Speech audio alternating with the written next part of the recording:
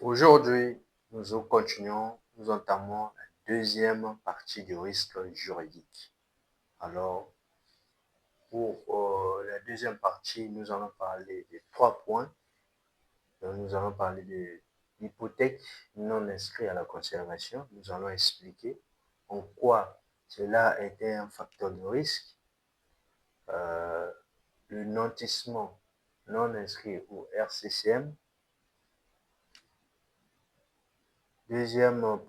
Troisième point qu'on va développer, signature d'une personne qui n'a pas le droit d'engager la société. Vous voyez, nous allons aujourd'hui nous baser sur ces 3 points-là et pour rendre notre séance de formation plus efficace, j'ai préparé 2 articles.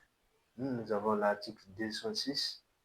L'article n'est pas une invention personnelle, mais c'est l'acte uniforme OHADA portant sur les sûretés. C'est là où est organisé, c'est là où il y a tous les règlements en ce qui concerne les garanties. Vous voyez? Donc, voilà, je l'ai préparé. Je vais lire l'article et je vais les interpréter et on va voir comment et quelle est l'efficacité derrière. Ok?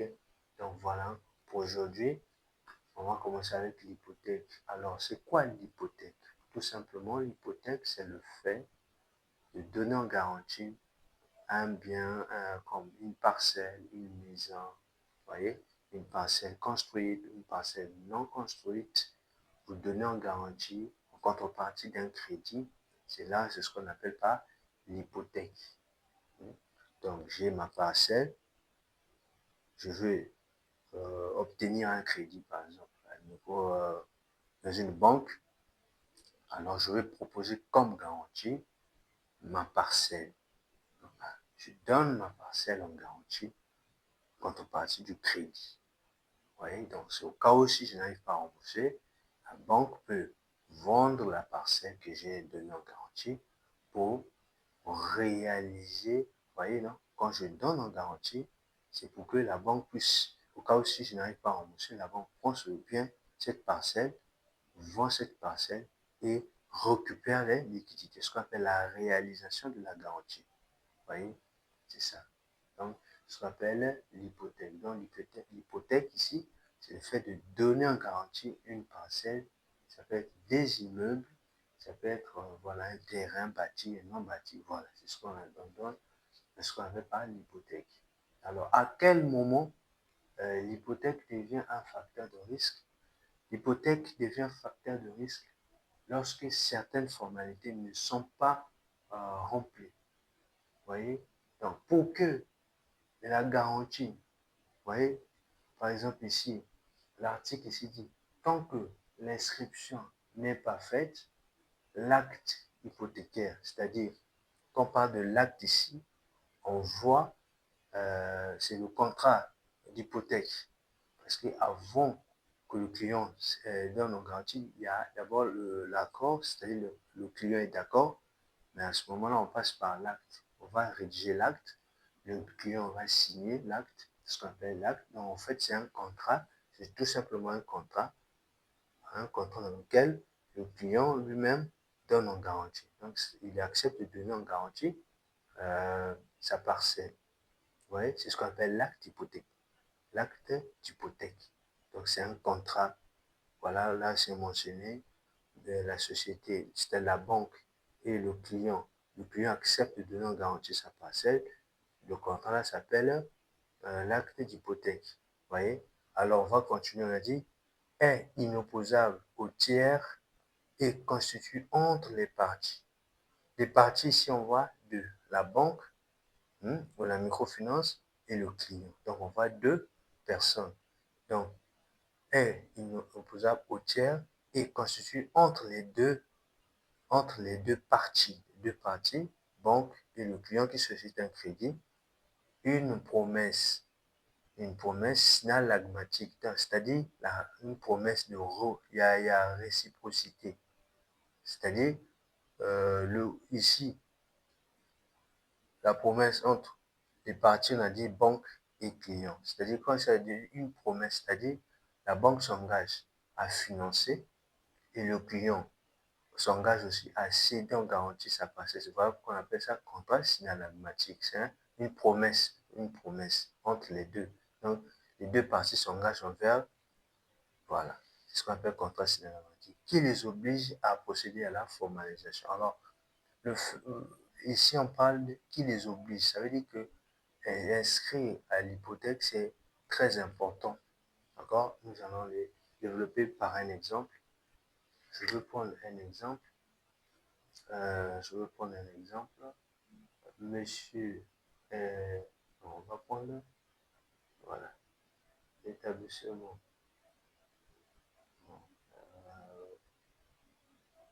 micro, l'institution de microfinance. L'institution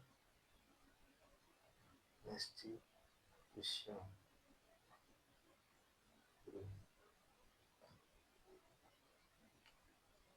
microfinance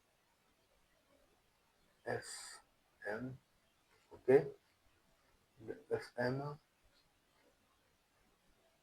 ok? Accorde un crédit de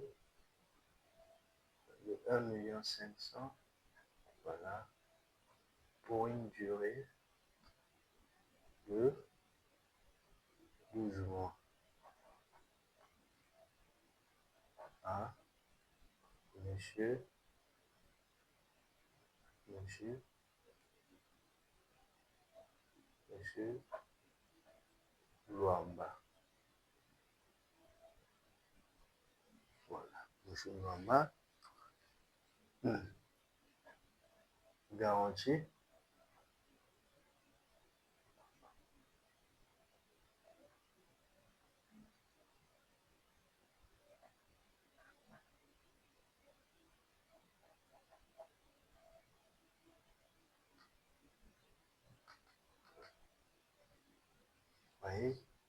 Voyez, ici, j'ai pris cet exemple. C'est un K1. Voilà. On va expliquer. Donc, vous voyez ce premier cas que je viens de prendre, c'est-à-dire l'institution de microfinance FM ou l'établissement de microfinance FM accorde un crédit de 1,5 million pour une durée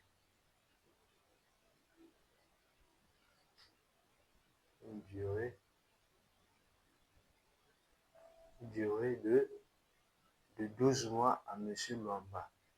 Il le propose comme garantie une parcelle non construite. OK? Vous voyez? Donc ici, dans ce cas-là,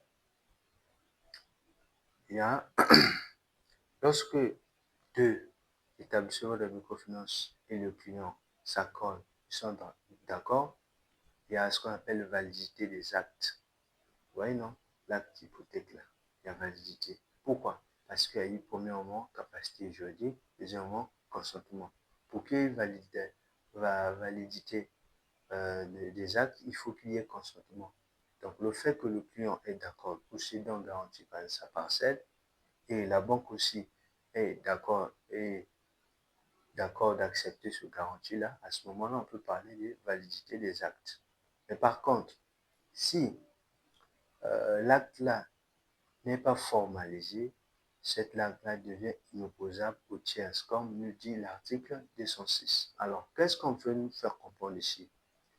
Ici, ce qu'on peut retenir par rapport à l'article, ça veut dire que en matière de crédit ou en matière de garantie, voyez, il faut accomplir une certaine formalité pour que l'acte devienne opposable. Opposable, c'est quoi? Opposable, c'est la capacité à faire valoir ses droits aux autres. Vous voyez? Donc, ce que je vous fais comprendre ici dans les actes, par exemple l'acte d'hypothèque, il ne faut pas seulement penser que parce que le client a donné en garantie sa parcelle, même si la parcelle a une valeur, cela ne protège pas forcément la microfinance ou la banque. Il faut accomplir une certaine formalité. Et c'est quoi cette formalité-là? c'est l'inscription à la conservation foncière. Si vous prenez en garantie, une parcelle, il faut aller inscrire à la conservation. Quand vous inscrivez à la conservation, il y a ce qu'on appelle une publicité. Le fait qu'il y ait publicité, à ce moment-là, l'acte devient imposable, tel que le cas ici. L'institution FM a accordé un crédit de 1,5 million pour une durée de 12 mois à M. Luamba. Il donne en garantie une parcelle non construite. Maintenant, la microfinance n'a pas procédé à l'inscription. D'accord? Donc, constat, on va constater, constat, pas d'inscription.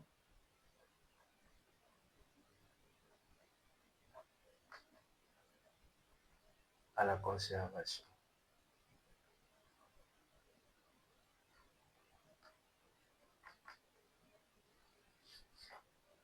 Conservation foncière. C'est-à-dire, pour qu'il y ait inscription à la conservation foncière, premièrement, le client qui vous présente une garantie doit avoir un titre foncier. Un titre foncier, c'est à ce moment-là, il peut vous présenter en tant que banque ou microfinance le titre foncier. Vous pouvez prendre ce titre foncier-là, vous vous dirigez vers la conservation foncière. À ce moment-là, vous allez payer les frais de notissement. C'est à ce moment-là, sur le titre foncier du client, si le client est immatriculé, vous voyez, sur le titre foncier du client, on va mentionner le nom, par exemple, de la société. Par exemple, là, si on prenait le cas, s'il y avait inscription, parce que dans notre cas, il n'y a pas inscription. Maintenant, si par exemple, il y avait inscription, dans le titre foncier du client qui suscite le crédit, on mettra que Monsieur Luamba a donné en garantie sa parcelle pour un crédit sollicité par exemple à microfinance pour une valeur de 1 million, c'est 1 million 500. On mentionne ça, en fait, c'est ce qu'on appelle la rédaction. Donc, on fait une rédaction et à la conservation, là-bas, eux, ils ont des registres aussi physiques et numériques. Ils vont également inscrire ça dans leur registre. Et à ce moment-là, il y a publicité. Vous voyez, donc à ce moment-là, maintenant, l'acte devient opposable au tiers. Ça veut dire quoi? Si même M. Luamba, parce que dans la réalité, qu'est-ce qui se passe?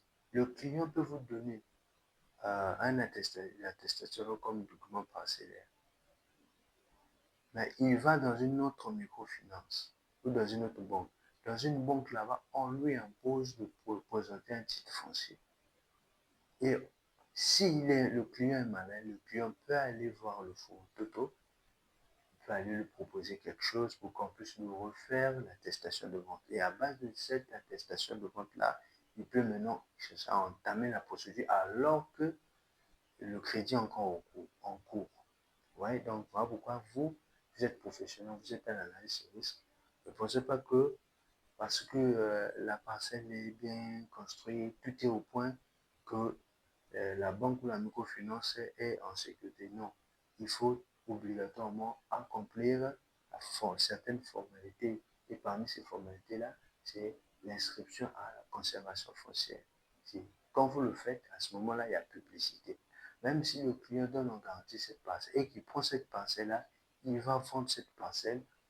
Le fait qu'il y a eu des inscriptions, la microfinance ou la banque a le droit de suivre ce garantie-là. Même si M. Luamba vend la parcelle-là, la banque a le droit de poursuivre, pas poursuivre directement M. Luamba, mais poursuivre celui qui a acheté. La parcelle vendue là est déjà hypothéquée. Ça veut dire que même si, tant que la société n'a pas fait ce qu'on appelle la main levée, la parcelle appartient, est toujours hypothéquée au nom de la banque. Donc, même si M. Luamba trompe la vigilance, par exemple, de la banque pour aller vendre la parcelle, même si la parcelle est vendue, la banque a le droit, elle peut toujours suivre. C'est ce qu'on appelle le droit de suite. Ouais, même la parcelle vendue, le fait que ça a été inscrit au nom de la société au registre, à la conservation, la microfinance garde toujours son droit sur la parcelle. Vous voyez? Donc, c'est ça l'avantage de faire l'inscription à la conservation foncière. Vous vous rendez juste là-bas et c'est là-bas vous présentez le titre foncier et les contrats. Il y a des procédures. Ça commence par, il faut d'abord enregistrer les contrats. Bon, il faut d'abord, avant le décaissement, tout se fait avant le décaissement. Okay? Il y a toute une procédure derrière, toute une procédure pour y arriver. Voilà un peu comment ça se passe. Il y a toute une procédure. Donc, là, l'institution Microfinance FM a accordé un crédit, mais n'a pas fait l'inscription à l'hypothèque. À ce moment-là, la microfinance s'expose à un risque. Parce que M. Luamba, s'il est malin, il peut prendre cette parcelle-là, aller proposer son corps ailleurs, dans une autre banque ou une microfinance. Et l'autre banque-là, s'il est plus vigilant, il va exiger à M. Luamba de lui présenter un titre foncier. Et M. Luamba, si il se force à, puisqu'il est dans le besoin, il va chercher à se conformer pour obtenir le crédit. À ce moment, M. Luamba va maintenant aller établir son titre foncier à la conservation, entamer la démarche pour obtenir le titre foncier et proposer ça en garantie dans une autre institution ou banque. À ce moment-là, c'est la nouvelle banque-là qui devient prioritaire. S'il y a un problème, attendez, je vais vous expliquer par un exemple simple.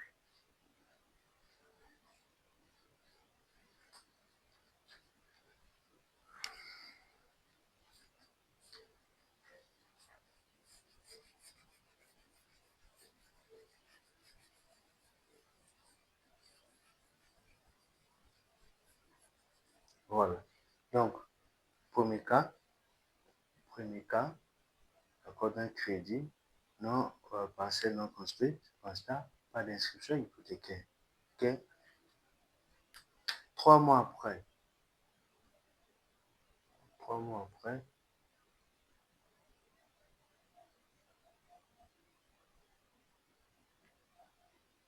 M. Luamba va encore solliciter un crédit dans une autre microfinance.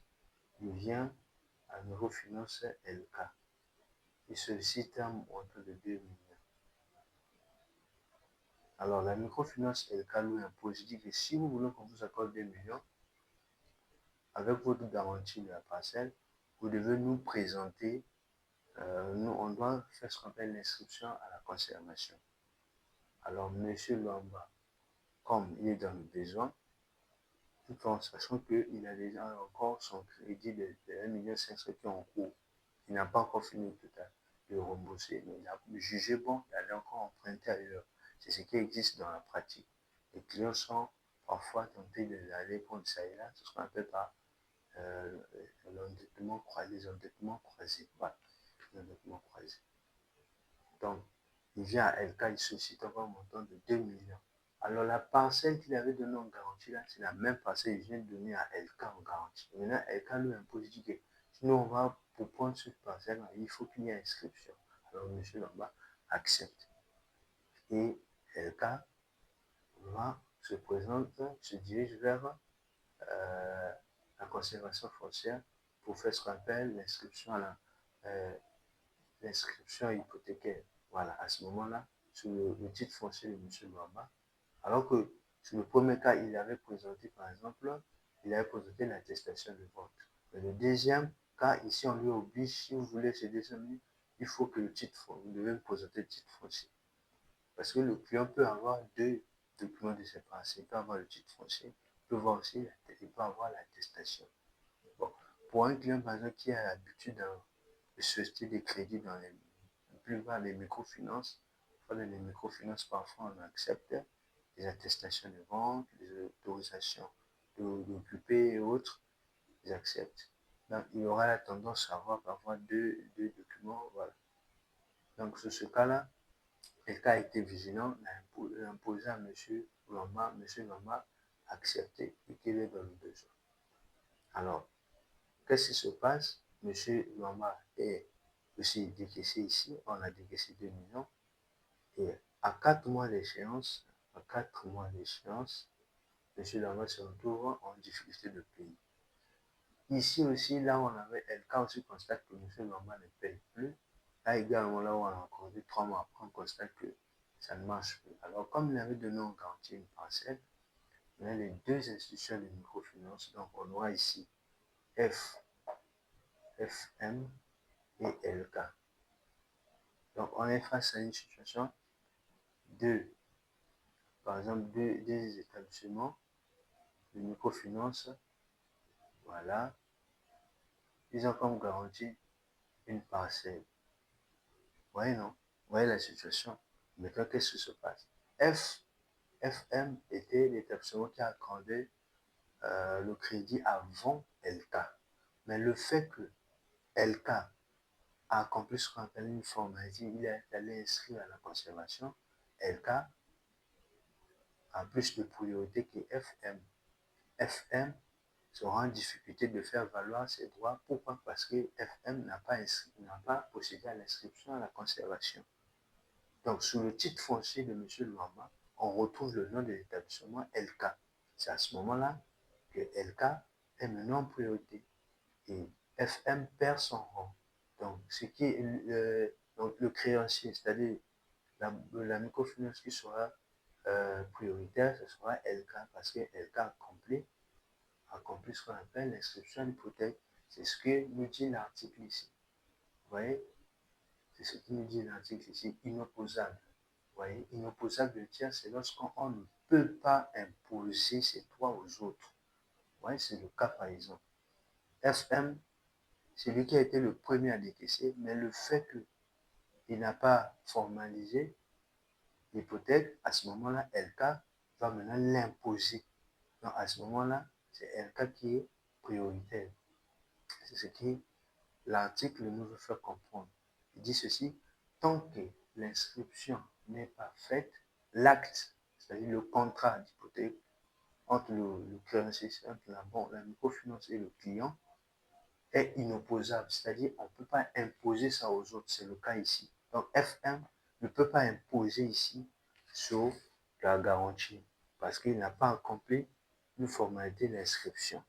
C'est ce qu'il veut dire ici. Donc, inopposable au tiers. Au tiers ici, ça peut être des autres créanciers. Ça peut être aussi d'autres banques. Vous voyez, c'est ça. Donc, voilà ce que vous devez comprendre.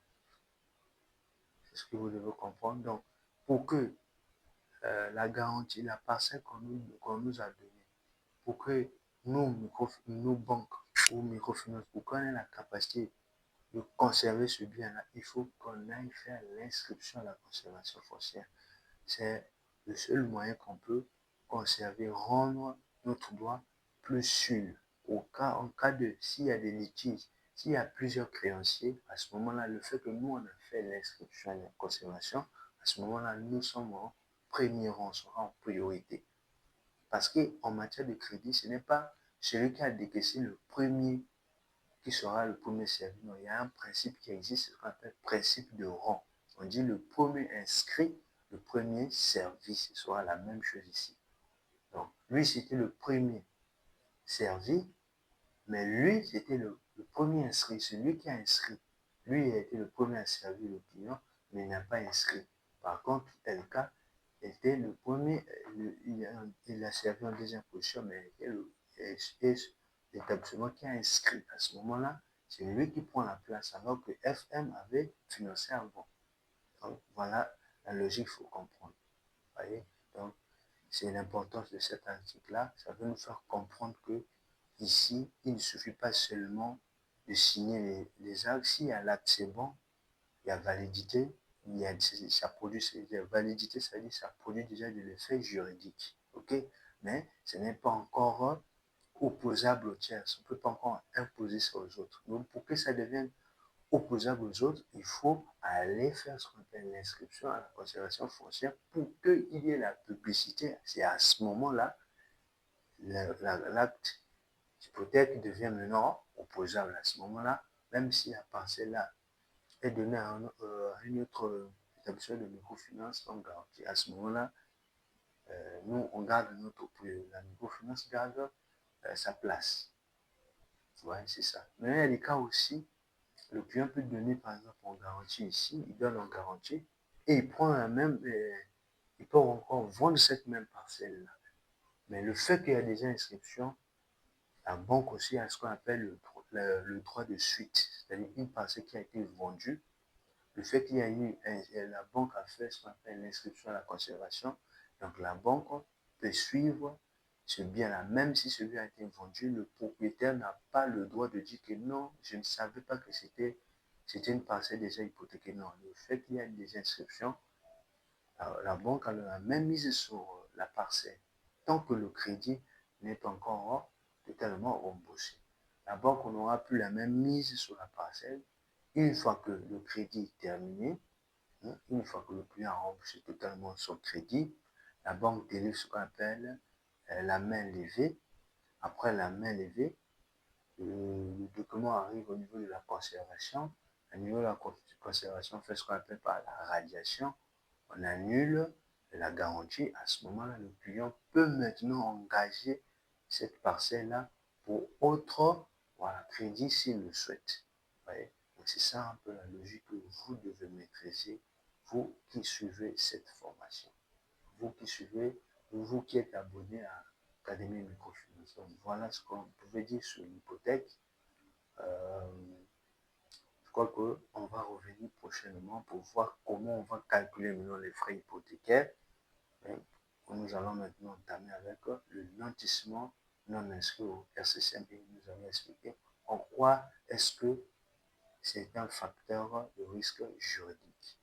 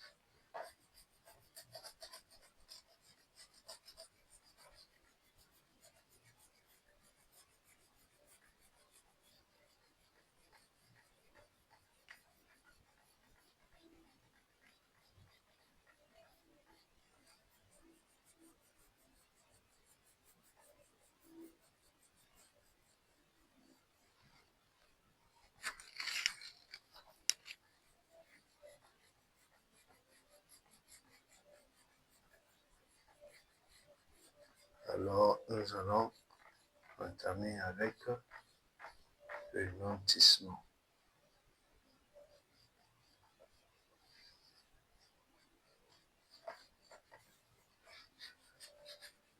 Alors, deuxième cas, nous aurons le nantissement. Alors, on va chercher à comprendre c'est quoi le nantissement. Alors, il faut comprendre le nantissement, c'est le fait de, autant pour moi, c'est le fait de donner en garantie son fonds de commerce. C'est-à-dire, je suis un commerçant, j'ai une boutique d'alimentation. Quand je vais à la microfinance FM solliciter un crédit, je décide de proposer comme garantie les biens de mon activité, c'est-à-dire tout ce qui est comme matériel, stock, voilà, tout ce qui est à l'intérieur de ma boutique, je propose ça comme garantie, ce qu'on appelle le fonds de commerce. Mais attention, le fonds de commerce est l'ensemble des éléments corporels. Corporel, ça veut dire des éléments qu'on peut toucher, et voir. Incorporel, c'est le contraire, ce qu'on ne peut pas toucher, ce qu'on ne peut pas voir. Vous voyez, qui permet à un client de bien mener son activité et de conserver sa clientèle. Parce qu'un client, un commerçant, il a son activité, il a ses clients. Ses clients aussi font partie de son fonds de commerce. Le non commercial aussi, c'est un fonds de commerce.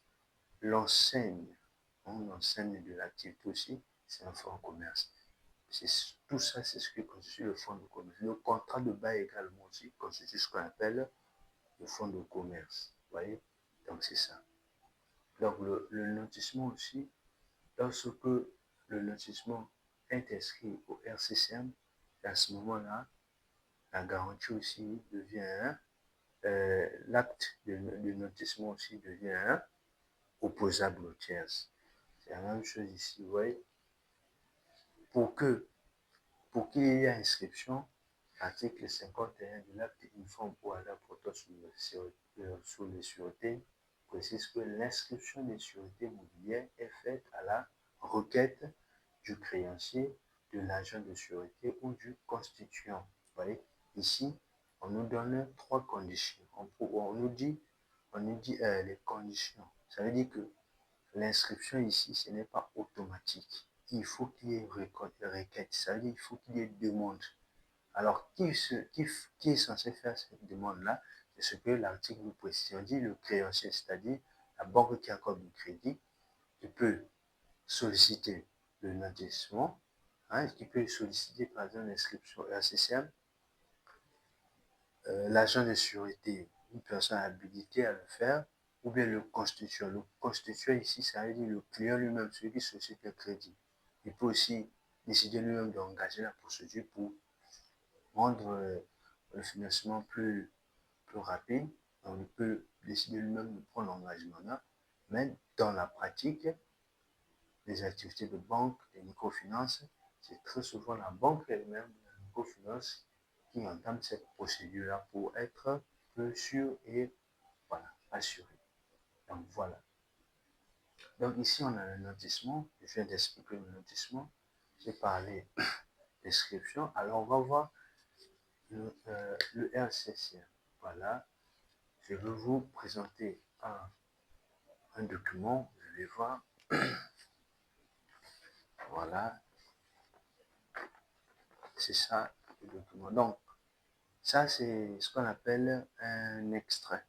C'est un extrait du RCCM. Bon, dans le langage, vous verrez que les professionnels ont l'habitude de dire que le client a le RCCM. En réalité, ça ne se dit pas. Pourquoi? Parce que le client, en réalité, ne possède pas le RCCM. Non. Le client possède physiquement ce qu'on appelle l'extrait du RCCM, l'extrait du registre du commerce et du crédit immobilier. OK? Donc, c'est comme un registre. OK? Je vais vous expliquer parfaitement pour que vous puissiez comprendre. Nous sommes par exemple là, le tribunal. Voilà. Le tribunal de commerce, le greffier en chef, c'est lui qui est tenu. Voilà. Le greffier en chef, on va expliquer ça comme ça. Nous sommes au tribunal. Il y a un département, il y a le greffier en chef qui est là. Lui, son rôle, c'est voilà. Donc, il est ici. Okay? Donc, lui, il tient ce qu'on appelle le registre de commerce. Donc, le RCCM, comme on a l'habitude de dire en réalité, c'est pas ce que le client a. Le client a physiquement seulement l'extrait. Donc, qu'est-ce qui se passe dans la pratique? Lorsqu'il y a une demande de crédit, par exemple, lorsqu'un client sollicite un crédit, les banques, qu'est-ce qu'ils vont faire? Les banques vont aller consulter le RCCM. D'accord? Le RCCM, c'est comme, je dirais, un livre là où il y a tous les commerçants. C'est-à-dire,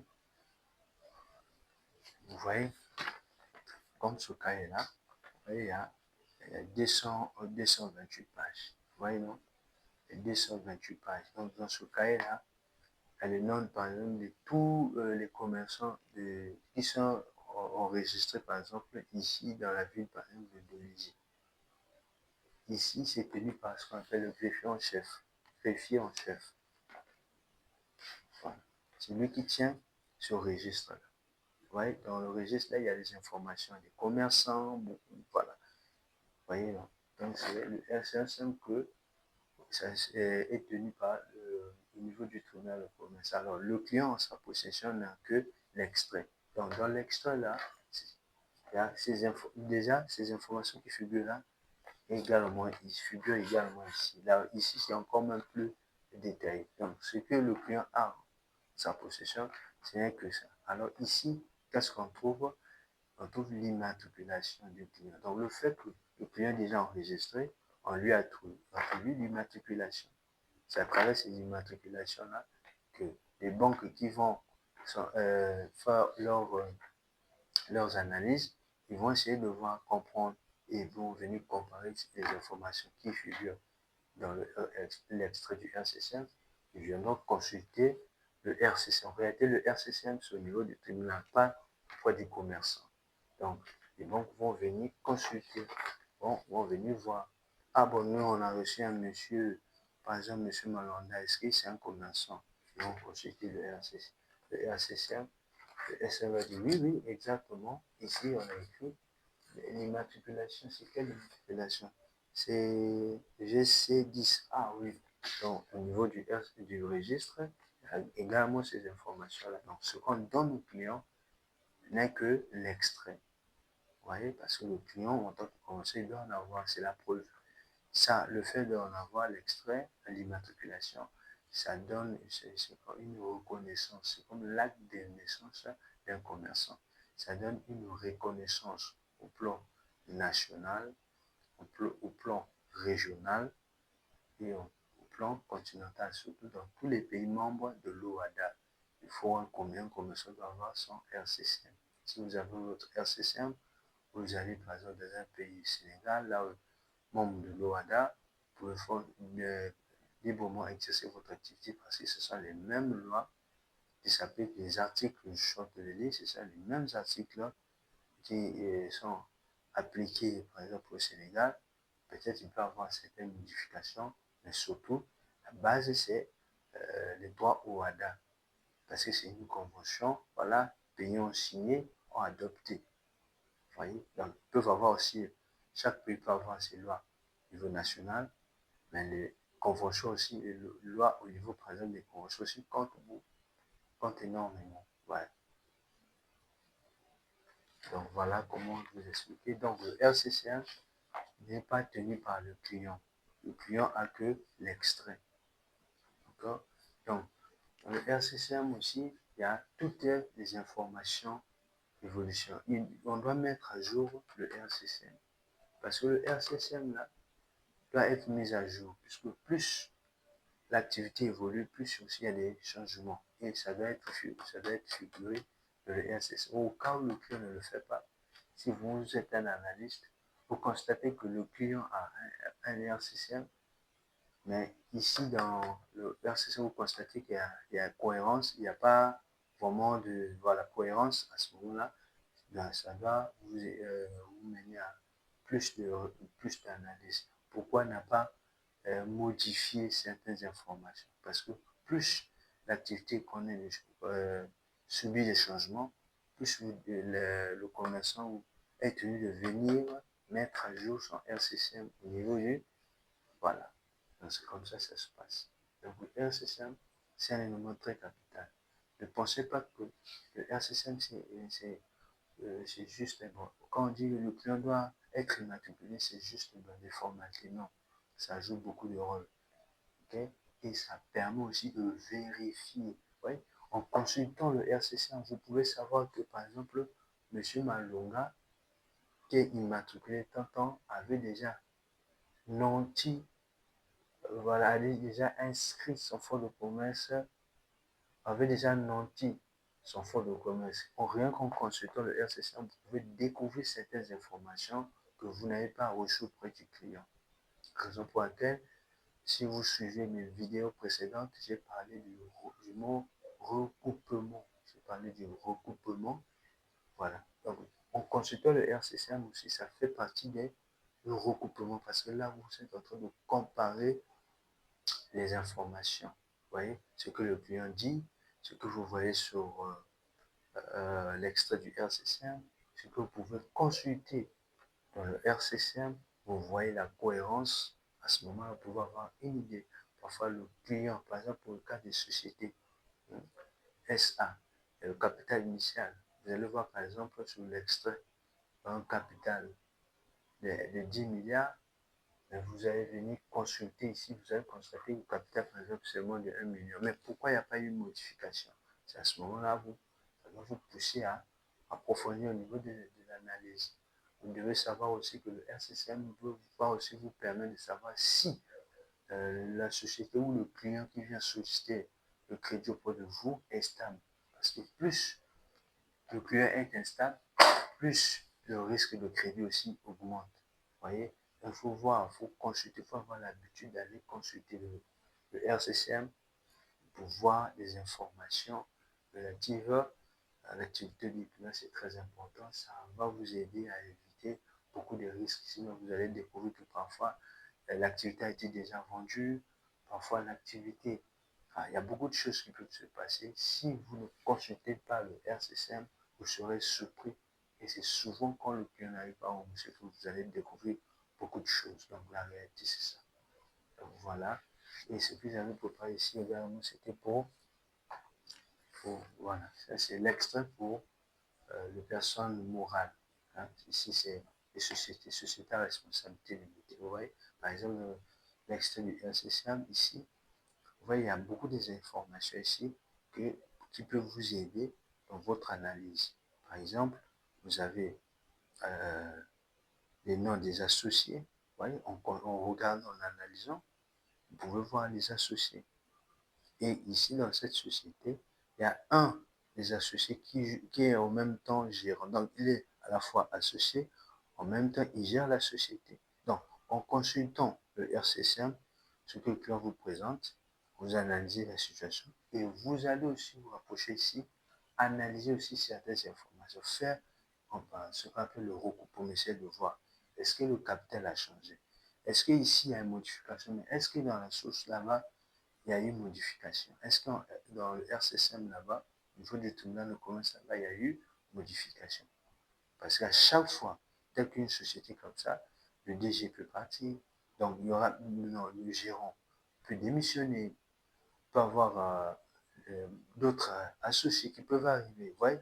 Donc il y a une entreprise n'est jamais, voilà, c'est-à-dire une entreprise de temps à autre peut connaître des changements, des mouvements, et ces mouvements-là doivent également être modifiés dans le RCCM. Moyennant quelque chose, bien sûr, il y a des fonds, il y a des frais qu'il faut payer pour que cela soit réalisé. Donc c'est un peu ça. Donc, dorénavant, vous qui suivez, vous qui êtes abonné, vous comprenez maintenant l'importance d'un client d'être immatriculé au RCCM.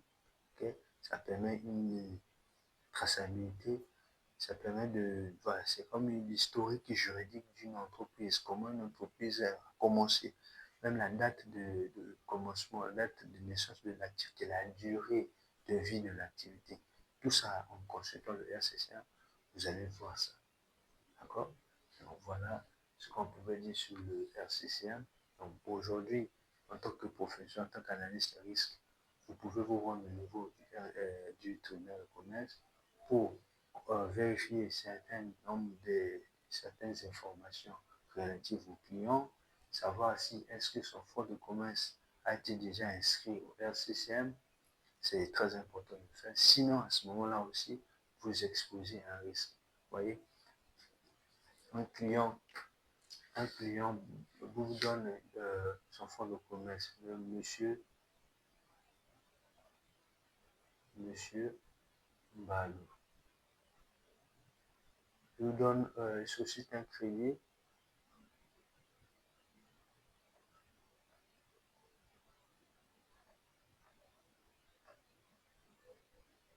de 2,5 millions. Il donne en garantie son fonds de commerce. Ok. Et comme c'est un fonds de commerce, la banque n'est pas en possession. C'est le client qui a. Ouais, c'est parce que le client exerce.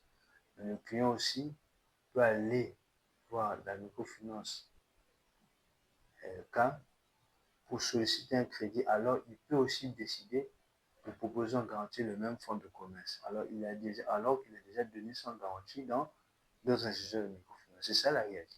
Donc, ce qu'on vous donne comme garantie, là, c'est la même chose qu'on a donné en garantie dans d'autres institutions, d'autres établissements de microfinance. C'est la réalité de ce qui se passe sur le terrain. Alors, si vous êtes prénom, vous avez décidé de faire l'inscription au RCC, le notissement inscrire le lotissement au RCCM, à ce moment-là, vous bénéficiez de la priorité. Vous êtes prioritaire. Ouais. Même si LK avait financé à fond, mais le fait que vous avez compris une formalité, vous gagnez un avantage. C'est presque la même logique avec une hypothèque. Sauf que l'hypothèque, c'est au niveau de la conservation.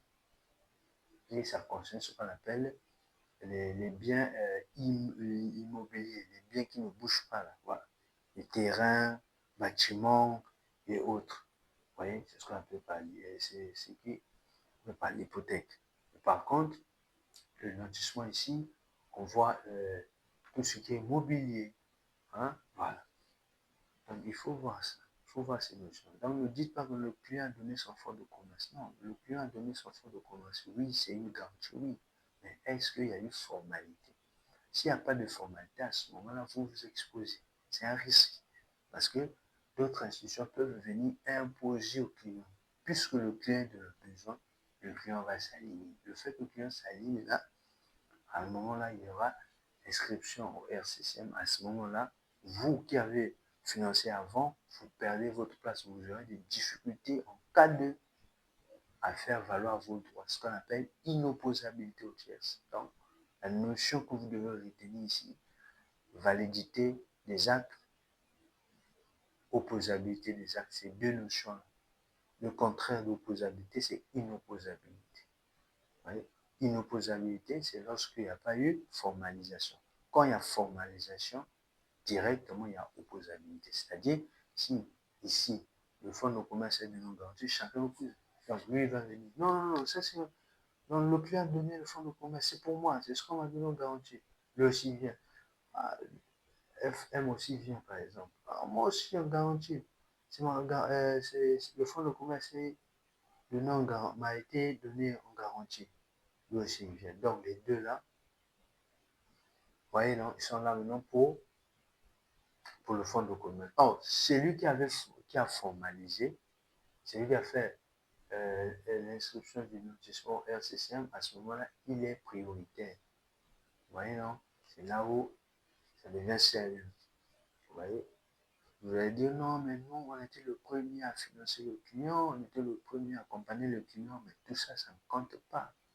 Ce qui compte, c'est la formalisation des actes. Il faut aller, voilà, inscrire le lotissement au RCCM. À ce moment-là, vous, société, peu importe le rang, vous serez prioritaire. Si le client peut aller donner ça ou même vendre ce fonds de commerce-là, vous avez toujours la même mise sur le fonds de commerce-là. La banque peut toujours poursuivre ce fonds de commerce-là. Donc voilà un peu ce qu'on peut retenir en ce qui concerne le lotissement. Mais par contre, pour y arriver, l'article est là. L'article a précisé, donné les trois personnes qui peuvent demander l'inscription. Mais dans la pratique, ça ne se fait pas vaille pour vaille. Il y a toute une procédure. Okay? Ça se fait, l'inscription se fait avant le décaissement. Et d'abord, une procédure commence par on rédige les contrats, on va aux impôts, on enregistre les contrats.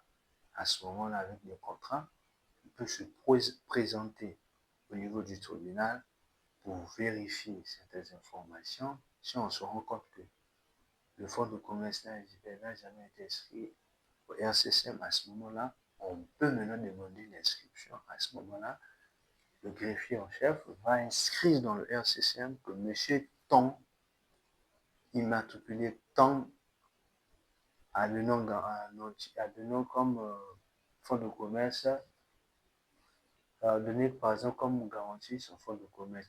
Tout ça en détail. D'accord? Donc, j'espère que vous avez compris sur ce point-là. Donc, alors nous allons entamer maintenant troisième facteur, signature d'une personne qui n'a pas le droit d'engager la société. Alors ici, sur ce point-là, je vais beaucoup m'appuyer sur les sociétés. Les sociétés, beaucoup plus sociétés à responsabilité limitée. Bon, c'est le même cas, ça peut être aussi avec les SA, sociétés à bon. Donc, on va prendre troisième point et on va finir par là. va terminer par ici.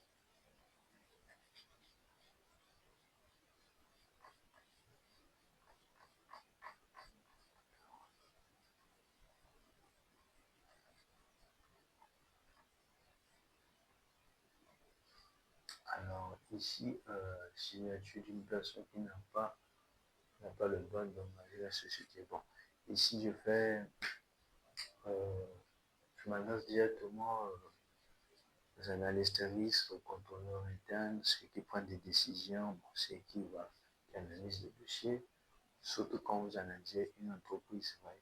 Quand vous analysez une entreprise, ce n'est pas comme si vous analysez un commerçant. Un commerçant qui est seul, voilà, qui gère son activité, tout de suite peut décider d'engager, voilà, engager par exemple son activité sans rendre compte à quelqu'un. Mais lorsqu'on fait face à une entreprise, une société, ça peut être société à responsabilité limitée, SA, là, l'analyse va changer. Vous voyez, on ne tient plus compte seulement du chiffre d'affaires de cette société, non. Il faut regarder d'abord par le plan juridique, le plan organisationnel de cette société. Parce que si vous ne comprenez pas comment cette société fonctionne, eh bien, vous pouvez vous exposer à un risque juridique. Vous pouvez arriver à financer un client, une société, après les actionnaires disent, nous, on ne savait pas l'engagement là. Nous, on n'avait pas donné l'autorisation au gérant d'engager la société. Donc, nous, on n'est pas là-bas. C'est le gérant lui-même qui supporte. À ce moment-là, croyez-moi, déjà, si vous arrivez à ce cas-là, déjà, croyez-moi que ce sera déjà un problème au niveau de la qualité de part du portefeuille. Ça va impacter significativement la qualité du portefeuille. Parce que si, imaginez si c'est un montant énorme, vous voyez, ça peut déjà causer des problèmes. Donc, d'où vous êtes analyste, quand vous recevez un dossier de crédit, surtout pour une société, première des choses, vous devez voir le statut juridique de cette société. Un statut juridique peut être rédigé sous acte sous seing privé, voilà, on appelle ça comme ça, sous seing privé, voilà. C'est-à-dire entre les associés eux-mêmes, s'ils décident ensemble, voilà, on appelle ça acte sous seing privé, voilà. C'est-à-dire les associés eux-mêmes, ils ont décidé voilà, ils ont décidé de créer leur société, leur unité de production. Ils ont défini les règles, le fonctionnement, comment doivent se faire. Ils ont délégué le pouvoir à un gérant. Tout ça se résume euh, dans le statut juridique, mais ça peut aussi être notarié. Hein, l'acte est notarié lorsque c'est appuyé par, c'est-à-dire rédigé par un notaire. Parce qu'on peut aussi se rapprocher d'un notaire pour qu'il puisse rédiger le statut juridique de la société. Mais il faut savoir que le statut juridique aussi peut changer de temps à autre. Voyez? Et c'est un des éléments importants. Et le statut juridique aussi, vous pouvez prendre ça et aller aussi vont consulter aussi le RCCM aussi pour faire un peu comparaison. Par exemple, si on dit le statut juridique, le gérant c'est monsieur un tel, vous regardez aussi dans l'extrait. Par exemple, vous regardez l'extrait du RCCM qui est le gérant et vous pouvez aussi aller consulter au niveau du domaine dans le RCCM, voir ces informations-là pour comparer. Voyez? Parce que si vous arrivez à financer, parce que dans chaque société, ils ont leur manière de fonctionner. Les sociétés ne fonctionnent pas de la même manière. Bien que peuvent être dans le même secteur d'activité, mais le fonctionnement au niveau interne est opposé. Hein? Voilà. Donc, en fonction des objectifs, les associés peuvent aussi limiter par les décisions du gérant, hein, c'est-à-dire celui qui gère la société. Ils peuvent être amené à limiter certaines décisions. Par exemple, décisions de crédit. Par exemple, on peut dire, bon, jusqu'à un certain montant, le gérant lui-même ne peut pas engager la société. Il faut qu'il y ait accord des associés. Vous voyez? Mais si à ce moment-là, vous, en tant qu'analyste, vous ne tenez pas compte de ça, vous regardez juste le chiffre d'affaires, ce qui est déjà une bonne chose, c'est un bon indicateur. Il faut analyser le chiffre d'affaires, il faut analyser la solvabilité, la liquidité de la société. En même temps, il faut voir sous le plan juridique de cette société, il faut voir sous le plan, surtout sur le plan juridique, il faut voir les engagements, la limite, le pouvoir délégué au, au gérant. Vous voyez, il faut étudier tout ça. Donc, c'est une analyse plus approfondie pour prévenir le risque juridique. Donc, voilà ce que je tenais à vous partager ce soir. Le risque juridique, c'est un risque qui est très, très, très vaste. Beaucoup de points qu'on n'a pas soulevés dans nos échanges. Nous allons soulever d'autres points. Hein. Donc, voilà. Maintenant, ce que je veux que vous reteniez, je veux résumer ce que je veux que vous reteniez en regardant cette vidéo. Je veux comprendre qu'il y a la validité des actes et l'opposabilité des actes. C'est-à-dire, lorsque le client signe, il donne son accord, il est d'accord, par exemple, pour donner en garantie sa parcelle, la microfinance accepte la garantie. À ce moment-là, on peut parler de validité parce qu'il y a déjà des accords de deux parties. Ils sont tous d'accord, c'est bien. Mais après, il y a ce qu'on appelle l'opposabilité. Vous voyez, parce que vous ne croyez pas, ne pensez pas que vous êtes le seul à financer les clients, non. Voilà. Parce que vous, en tant que professionnel, vous savez que si le client a plusieurs dettes, ça peut créer des problèmes. Mais pour certains clients, pour eux, c'est normal d'avoir des dettes de part et d'autre. Pour eux, c'est normal. Mais pour vous, qui êtes un professionnel, vous savez que ça peut créer un problème. Vous voyez? Donc voilà, à ce niveau-là, comment vous devez analyser. Le but ici, c'est vous mener à approfondir vos analyses. Bien pour que dans la pratique, les microfinances ou les banques pour atteindre certains objectifs commerciaux, ils sont menés à prendre certains risques, ce qu'on appelle par l'appétence des risques, un certain niveau des risques pour atteindre des objectifs. Mais attention, à ce moment-là, ça va être des décisions plus cadrées. Il faut vraiment mettre en place des structures pour minimiser au maximum le risque. D'accord? Donc voilà, nous allons revenir pour développer ce qu'on appelle le risque de non-conformité. Voilà, soit notre prochaine séance de formation et nous allons aussi appuyer cela avec des exemples. En tout cas, à très bientôt.